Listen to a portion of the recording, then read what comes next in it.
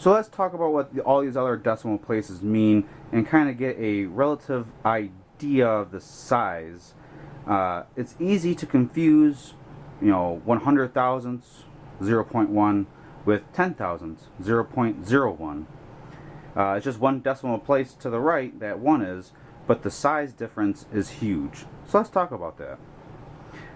In this image right here, I scaled out exactly 1 inch. From the left black line to the right black line, that is 1 inch.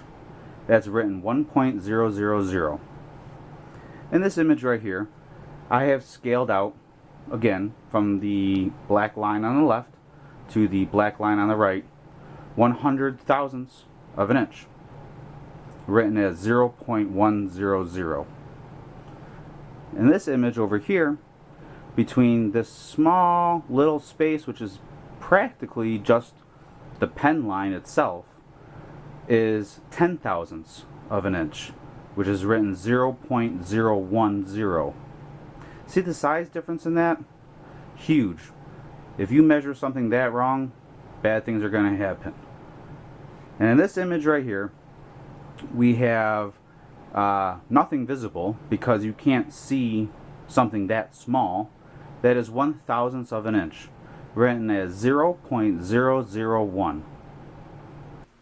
Now that we know the size of what these numbers represent, let's take a look at the values in the inch decimal, which is the standard system, just converted over to metric, just so you have an idea of what these numbers look like in metric.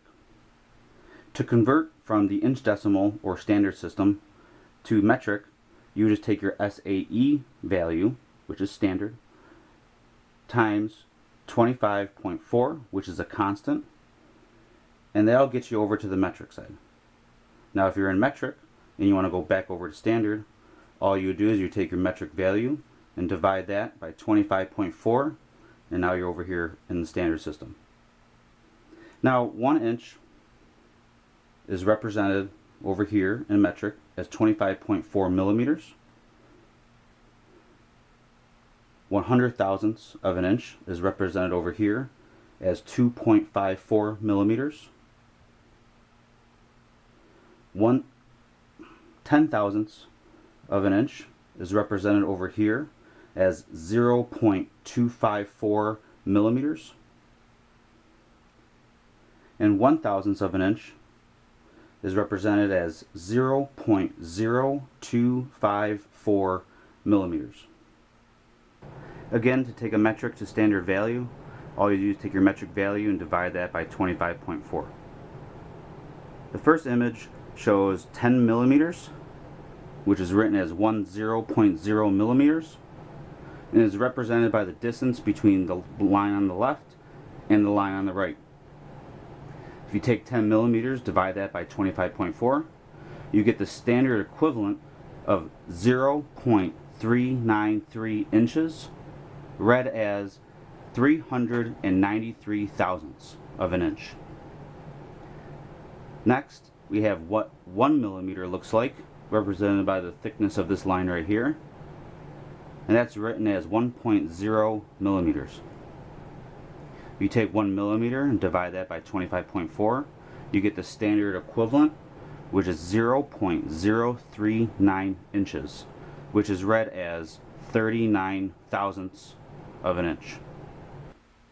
Now that we've seen what the inch decimal and metric decimal look like, both in the written form and its size visually represented, let's talk about how that affects resolution and therefore affects accuracy and how they're related. Here on my 6-inch scale, I'm on the inch decimal side. Again, the top part of this scale is incremented into 100 thousandths of an inch, which is written 0.1, and the bottom of the scale is incremented into 20 thousandths of an inch, written 0.02. The resolution for this scale would be its smallest increment, which on the inch decimal side is 20 thousandths of an inch, and on the fraction side is 1/64th of an inch, which is pretty close to 20 thousandths of an inch. So it's actually a little bit more accurate. It has more resolution on the fraction side than it does on the decimal side. However, it can only measure to the second decimal place to the right. Now compare that with this dial caliper I have here. And the dial caliper, as you can see, is incremented on the dial in 1/1000th of an inch, written as 0.001. Notice how in the third decimal place to the right there is a digit, in this case 1/1000th. That means that it can measure smaller than what a scale can measure. This has more resolution because of how it's incremented. So to read this, what you would do is here, when it's fully closed, it's 0. The needle is on 0 and it's fully closed. As we slide this open, the needle spins around the face. Once it goes past 90 and hits 0, that 1 on the scale is showing. The 1 on the scale is equivalent to 100,000ths of an inch, which is written as 0.1, which, if you remember, is the same scale, same increment that's on top of the scale, the 6-inch scale I had earlier. As we move forward, you can see more whole numbers being uncovered as we move. That large 1 right there represents 1 inch, and anything past that will have 1 before the decimal on the left hand side. So let's just stop right here and see what we have. What we're going to do is we're going to look for the largest whole inch, which we would have a 1 showing. So we have a 1 inch point, and now we're to the right of the decimal. The 4 is almost showing but not completely, so we're going to have to go back to 3. That 3 represents 300,000ths of an inch again, so that would be 1.3. Now we just look to see how many dashes the needle went around the dial. So you have 10, 20, 30, 40, 50, 60. Now that 60 is 60,000ths of an inch, which is written as 0.06. So you just add that to what you've already had.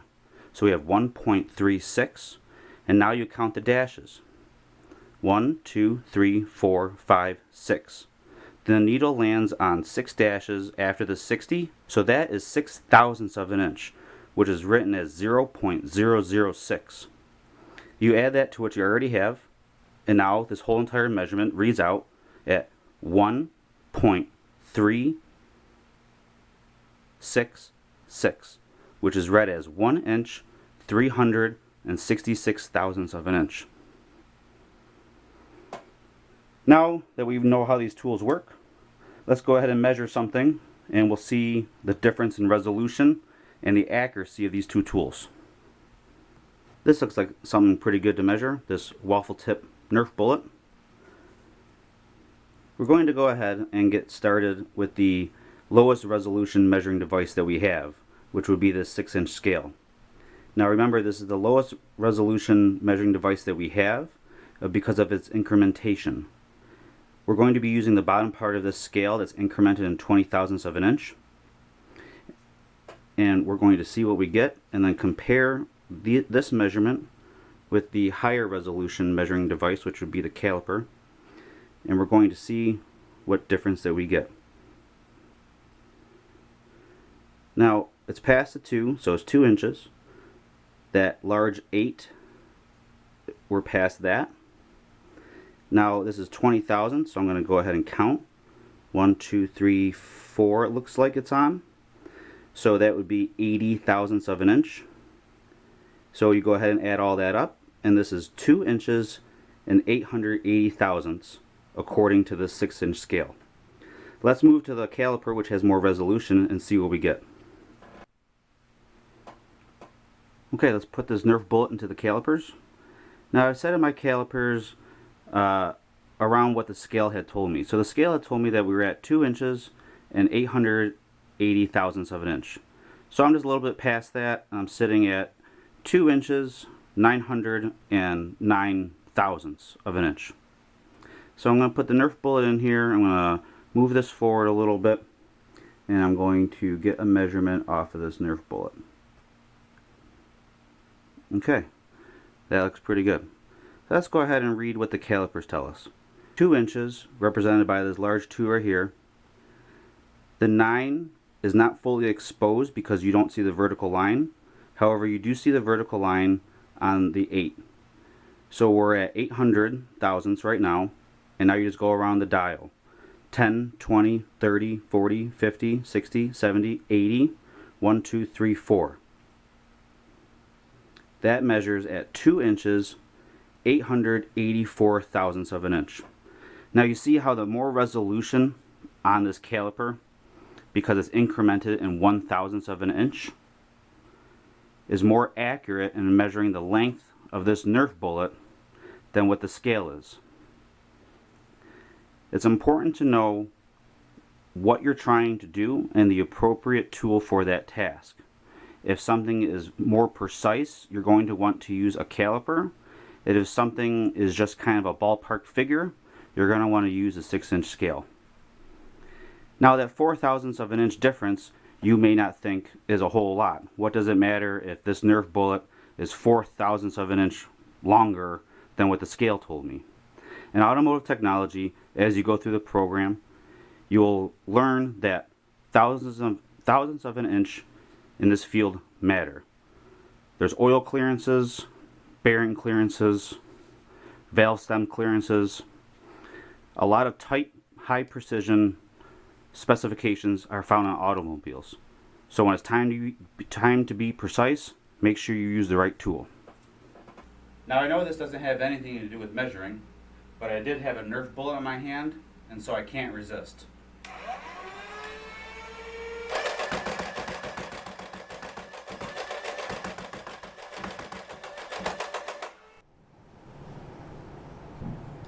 To recap the inch decimal and the metric decimal system, incrementation of tools, and how that correlates to resolution and accuracy, we're just going to go ahead and look at the scale on the left hand side with a resolution of 20/1000ths of an inch, and we measured out the Nerf bullet for 2 inches 880 thousandths. On the right hand side we had the caliper with a resolution of 1/1000th of an inch, and with that tool we measured out the Nerf bullet at 2 inches 884 thousandths of an inch. Now I had said before that what does 4/1000ths of an inch really matter, and I had told you several things in the automotive field that would apply to. I'm just going to show you a quick look at what 4/1000ths of an inch actually looks like by measuring a dollar bill, which are typically 4/1000ths of an inch thick, written like this. Okay, I'll go ahead and show you. So here we have our dollar bill. I'm sure that everyone is familiar with how thick this feels, and if we can look at it like here, obviously that is not very thick. That is not a lot, but it does matter. So I'll prove to you that this measures 4/1000ths of an inch.